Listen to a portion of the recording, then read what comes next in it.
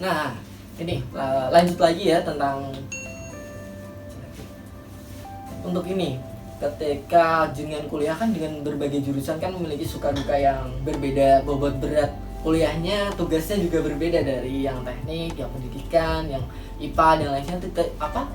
Bobot perkuliahannya tuh pasti berbeda-beda. Untuk suka dukanya kuliah di teknik geologi, biar teman-teman tuh biasa mempersiapkan, oh sukanya begini, dukanya tuh begini, beratnya kan tadi udah jelas ya di semester 6 ya.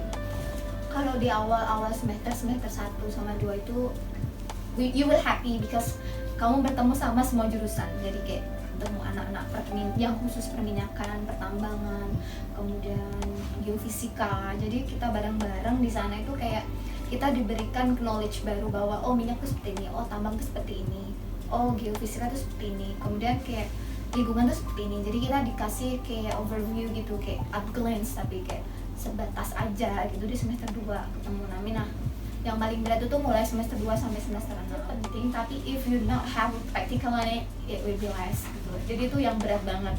Selain itu mengorbankan hidup sosialnya juga harus siap ditempatkan di mana aja, ditempatkan di tengah hutan is okay, tengah kota is okay, tapi mostly itu mesti di hutan atau di tempat-tempat yang alam gitu.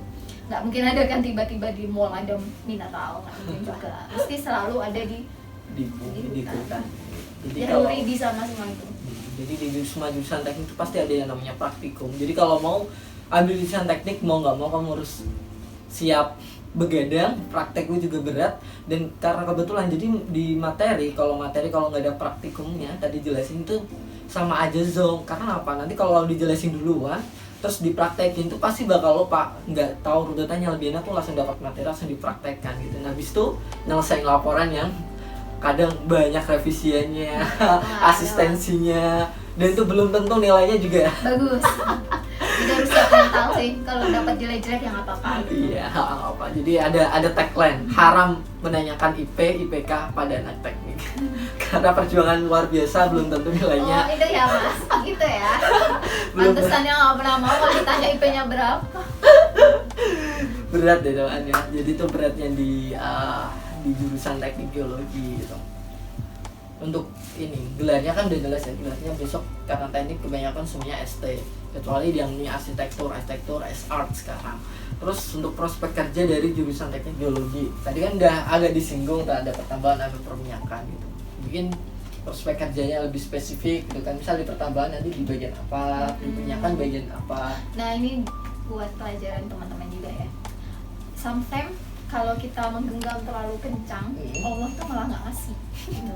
Ngerti nggak maksudnya? Jadi ketika kita sudah memprepare semuanya dengan baik, tapi ketika universe Allah lagi tidak berkehendak ya nggak dikasih gitu. Jadi waktu semester 4 itu semester tahun keempat saya lulus itu lagi ada tsunami di resources, jadi minyak hancur, tambang hancur, semuanya hancur. Ya nggak banget kan? Adik aku yang tahu banget tuh. Terus waktu itu padahal saya udah menyiapkan bahwa waktu itu konsentrasi saya adalah di minyak, dan kebetulan sebelum saya lulus sudah ditawarin sama salah satu perusahaan minyak di Prancis namanya Total. Kemudian saya mendapatkan kesempatan untuk kayak kontrak juga di salah satu perusahaannya Bakri Energi Mega Persada waktu itu. Namun karena minyak tiba-tiba down, jadi kayak fresh recruitment gitu. Jadi I lost my dream. Aku waktu itu mikirnya seperti itu. Tapi once more, aku selalu berpegangan bahwa life always over as a dream. So far beyond any expectation is not reasonable when it's come to the end. Jadi kalau kita sudah bermimpi, nggak ada alasan untuk kita untuk berhenti gitu. Jadi aku dulu tuh langsung belok jurusan. Setelah lulus tuh daftar di salah 3 univ di university di UK Inggris. Kemudian keterima waktu itu di Aberdeen, terus di mana ya, Royal apa nggak salah sih, ada 3 univ di UK. Nah waktu itu saya cuma saya udah dapat LOA, letter of acceptance. Terus kemudian waktu itu karena saya belum punya IELTS, kemudian saya dapat telepon dari Malaysia, waktu itu dapat beasiswa S2 juga di Petronas. Once more, karena waktu itu tiba-tiba ada panggilan dari Pertamina, jadi saya lepasnya karena saya kayak ya udah mau ini dia mau dikerja dulu gitu. Tapi akhirnya ternyata bisa di-balancing, bisa bareng. Akhirnya saya ngambil di Petronas waktu itu S2-nya. Di tengah perjalanan yang aku bilang lagi down banget itu, jadi si kontraknya si Petronas sama Shell tuh tiba-tiba di freeze dulu gitu, Petronasnya juga freeze. Akhirnya ada telepon dari perusahaan tambang. Nah ini yang bikin emosi agak bergejolak, karena saya nggak pernah sama sekali ke tambang, lihat alat-alat berat itu saya nggak pernah. Nah disitulah challenge-nya kita untuk oke, saya bisa bermimpi kembali gitu. Oh ada jalan nih ternyata gitu. Dan kamu akan memaafkan masa lalu kamu yang telah kamu perjuangin, mimpi kamu telah perjuangin, nggak apa-apa nggak berhasil gitu. Yang penting kamu udah berusaha. Di masa sekarang kamu nggak akan menyesal bahwa oh aku nggak accepted gitu. Ngerti nggak mas maksudnya? Saya nggak sukses di sini tapi nggak apa-apa karena saya udah berjuang gitu. Nah setelah 1 tahun 2 tahun saya di tambang itu seperti bergejolak sih hatinya, kayak aku nggak passion di sini. Tapi once more is about you gitu. Jadi kayak kamu harus develop diri kamu sendiri yang kayak acknowledge yourself, kayak enhance your capability, terus kayak all of the skill tuh harus kamu cari sendiri. Dan ada suatu masa ketika ada titik saya baru menemukan bahwa oh oke, ternyata ini yang terbaik yang buat saya gitu. Karena Allah itu selalu menjanjikan yang terbaik. Kalau kita menggenggam terlalu kencang dan Allah menyuruh itu melepaskan, nanti mesti Allah ngasih yang lebih baik lagi gitu. Jadi itu perjalanannya kerja di minyak, di tambang gitu. Saya udah mencoba, saya sudah melaluinya gitu di geologi. Jadi opsinya banyak. Ketika satu jalan gagal, pindah ke jalan lagi gitu. Dan nggak boleh, oke, saya harus di sini, nggak boleh kayak gitu. Karena kita butuh survive gitu. Kalau kita berdoa pengennya ini, kalau gagal tuh malah jadikan kita tuh down dan stres, dan akhirnya kita kayak frustasi. Intinya berdoalah, ya Allah berikan jalan yang terbaik bagi saya. Kalau ini jalan terbaik saya, permudahkanlah. Tapi kalau emang bukan jalan saya, coba carikan jalan yang terbaik buat hamba-Mu ini. Mungkin itu adalah sebuah yang bisa diterapkan agar kita tuh tidak terlalu fokus apa yang kita kejar impikan. Belum tentu yang kita ingin itu bagus, tapi Allah sudah mempersiapkan jalan yang jauh lebih bagus tentunya. Nggak apa-apa sih mas, mempersiapkan. Tapi harus punya konsekuensi bahwa ketika gagal, kamu harus nggak boleh down, tapi kamu harus positif thinking bahwa aku akan dikasih Allah lebih baik nih gitu. Nggak apa-apa, down tuh nggak apa-apa, wajar manusia. Nangis putus cinta tuh nggak apa-apa. Nggak punya duit buat beli skincare juga nggak apa-apa. Itu ada masanya. Ada masanya. Nah kan perjalanan pekerjaan untuk ini kesempatan kerja ini bisa di mana aja di geologi itu? Nah yang aku ceritain tadi, kita bisa di minyak ataupun di tambang. Kalau kita lagi di SDM, Kementerian SDM, jadi tugasnya menginspeksi kita orang-orang tambang gitu, atau kayak kita mau bikin project nanti SDM yang bantuin kayak gitu. Terus atau kita bisa ke geoteknikal, bisa ke konstruksi seperti adik sipil itu, tapi masuk khusus ke geoteknikalnya. Atau bisa kayak ke aquifer reservoir, water reservoir, kayak ke aqua, danamon or something. Atau pergi ke semen 3 roda, karena semen itu butuh batuan, namanya batuan karbonat yang buat salah satu mainly bahan pokoknya ke semen. Atau bisa ke tambang-tambang, kembang juga bisa. Wah, kembang bisa ya. Mungkin lanjut ya. Terkait ini, tadi kan udah dijelasin baik proses kerjanya, kuliahnya. Untuk pesan nih buat terutama untuk adik yang SMA nih yang mau lanjut ke jenjang perkuliahan untuk mengambil jurusan teknik geologi, apa sih pesan yang perlu dipersiapkan untuk ini? Ketika jenjang kuliah kan dengan berbagai jurusan kan memiliki suka duka yang berbeda, bobot berat kuliahnya, tugasnya juga berbeda dari yang teknik, yang pendidikan, yang IPA dan lainnya. Bobot perkuliahannya tuh pasti berbeda-beda. Untuk suka dukanya kuliah di teknik geologi, biar teman-teman tuh bisa mempersiapkan, oh sukanya begini, dukanya tuh begini, beratnya kan tadi udah jelas ya di semester 6 ini. Kalau di awal semester 1 sama 2 itu you will happy because kamu bertemu sama semua jurusan. Jadi kayak ketemu anak-anak yang khusus perminyakan, pertambangan, kemudian geofisika. Jadi kita bareng-bareng di sana itu kayak kita diberikan knowledge baru bahwa oh minyak tuh seperti ini, oh tambang tuh seperti ini, oh geofisika tuh seperti ini, kemudian kayak lingkungan tuh seperti ini. Jadi kita dikasih kayak overview gitu, kayak at glance, tapi kayak sebatas aja gitu di semester 2 ketemu Nami. Nah yang paling berat itu mulai semester 2 sampai semester 6. Jadi dimana kamu harus coba memanage waktu kamu untuk mana temen mana harus les, mana harus kamu kuliah dan praktikum, mana praktikumnya itu berat banget. Dan sampai sekarang kalaupun saya suruh mengulang kuliah, saya akan memilih untuk yang tidak ada praktikumnya karena capek banget gitu, tapi worth it sih gitu. Dan sedihnya karena praktikum 1 semester itu even itu cuma satu SKS, tapi itu help a lot gitu loh. Jadi kayak help theoretical, secara teori itu gini, tapi kita nggak bisa bayangin di dalam bumi atau hasil bumi itu seperti apa, seperti magma atau kemudian mineral kalkopiri itu seperti apa, olivine seperti apa, plagioclasis, kita nggak tahu kalau kita nggak ke laboratoriumnya. Jadi theoretical itu penting, tapi if you not have practical in it will be less gitu. Jadi itu yang berat banget.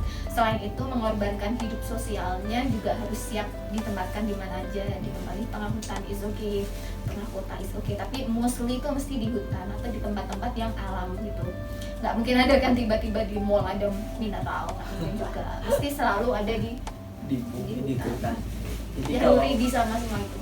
Jadi di jurusan teknik itu pasti ada yang namanya praktikum. Jadi kalau mau ambil jurusan teknik, mau nggak mau kamu harus siap begadang, prakteknya juga berat.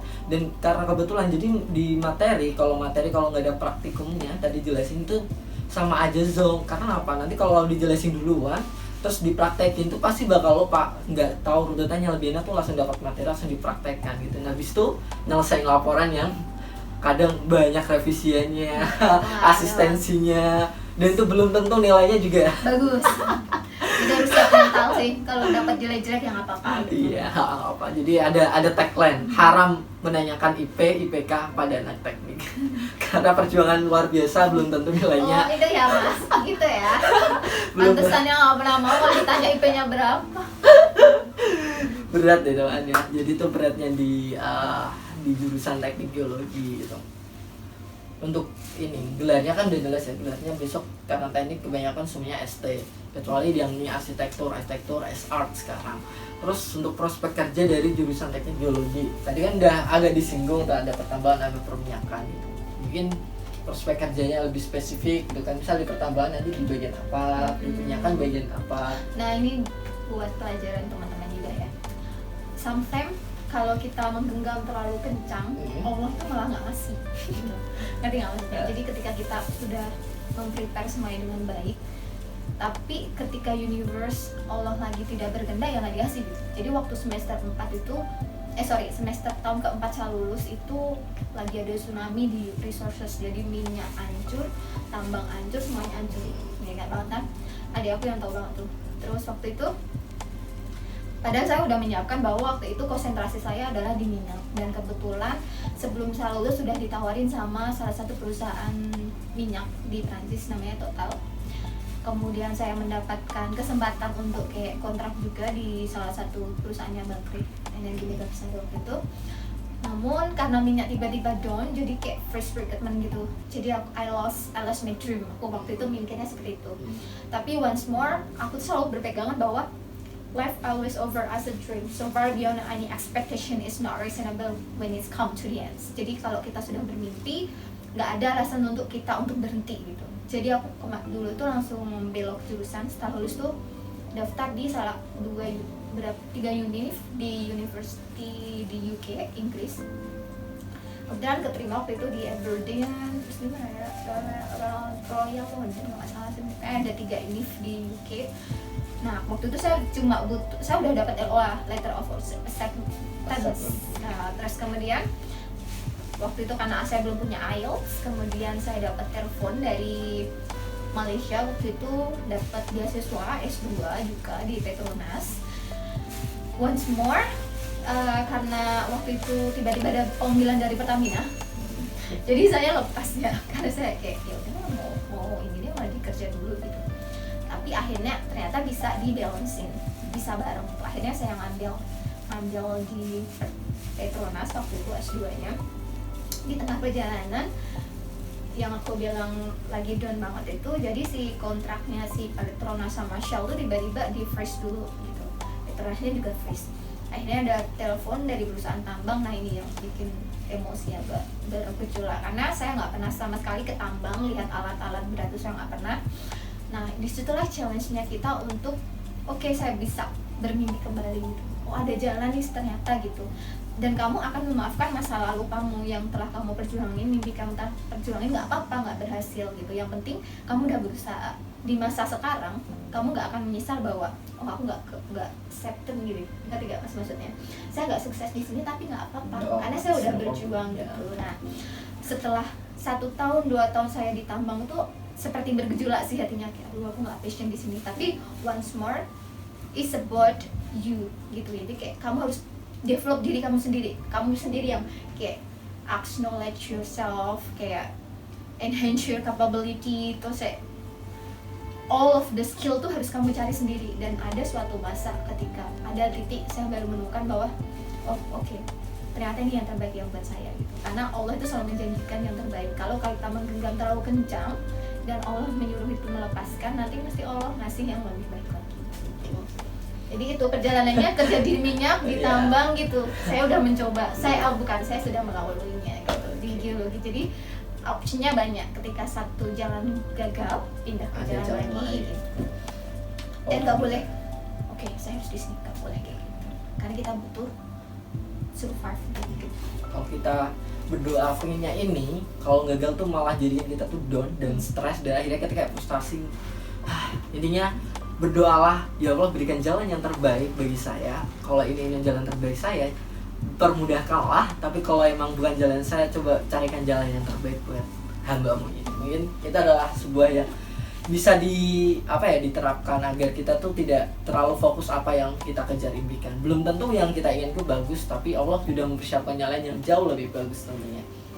Nggak apa-apa sih mas, mempersiapkan. Tapi harus punya konsekuensi bahwa ketika gagal, kamu harus nggak boleh down, tapi kamu harus positif thinking bahwa aku akan dikasih Allah lebih baik nih, gitu. Nggak apa-apa, down tuh nggak apa-apa, wajar manusia. Nangis putus cinta itu nggak apa-apa.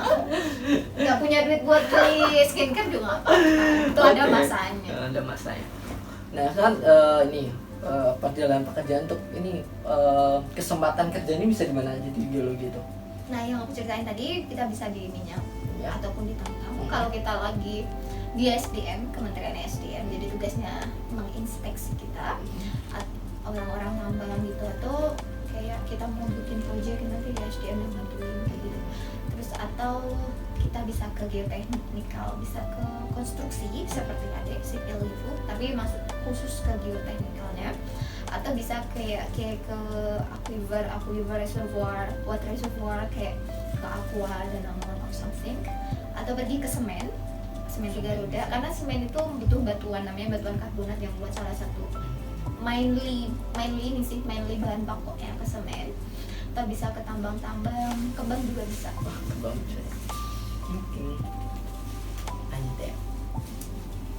Terkait ini, tadi kan udah dijelasin dari proses kerjanya, kuliahnya. Untuk pesan nih buat terutama untuk adik yang SMA nih yang mau lanjut ke jenjang perkuliahan untuk mengambil jurusan teknik geologi, apa sih pesan yang perlu dipersiapkan dari awal? Terus persiapan apa aja supaya besok ketika masuk jurusan teknik geologi itu bagaimana, apa bekal-bekalnya agar tidak kaget gitu di dunia perkuliahan? Kalau dari saya satu aja pesannya, siapkan fisik aja, dan siap fisik dimanapun berada, karena itu yang dibutuhkan di geologi adalah kekuatan fisik. Jadi fisik, jadi kalau bagi kalian ya, tapi fisiknya nggak yang dikira kayak push up TNI, enggak. Jadi kayak ketika kamu harus ngambil sampel di gunung gitu, harus jalan kaki lumayan jauh. Jadi sih kalau ada anak-anak yang lumayan fisiknya kurang kuat untuk naik gunung, nggak senaik gunung yang kayak orang-orang community gitu, enggak, tapi kayak yang naik gunung setengah hari, ambil sampel, balik ke camp, naik lagi, ambil sampel, balik ke camp. Itu pekerjaannya setiap hari. Jadi bukan fisik yang berat, tapi kayak fisik ini loh, fisik apa mas? Apa ya? Kayak fisik gitu, physical gitu. Jadi ingat aja ketika kerja itu nggak harus di kantor, tapi bisa di kantor. Kalau if you want to choice to in office is okay, but if you want to choice in field, that's okay as well. Jadi fisik karena mental selalu ada di lapangan, terus kerja kuliahnya ada di prakteknya, jadi lapangan, jadi fisiknya harus benar-benar kuat gitu. Oke, mungkin cukup itu ya dari saya dan narasumber. Tadi udah perkenalan belum sih? Sudah loh. Oh sudah ya. Kok saya lupa. Jadi dari Mbak Risti ya. Jadi itu ada pesan-pesannya bagaimana perkuliahan di teknik geologinya, beratnya di mana, suka dukanya. Jadi bagi teman-teman yang mau mengambil jurusan teknik geologi, jadi bisa dipersiapkan sejak dini. Walaupun yang mungkin gap year, yang setahun nunda dulu untuk mencari yang terbaik apa, jadi bisa jadi bayangan untuk kedepannya. Mungkin coba itu dari saya.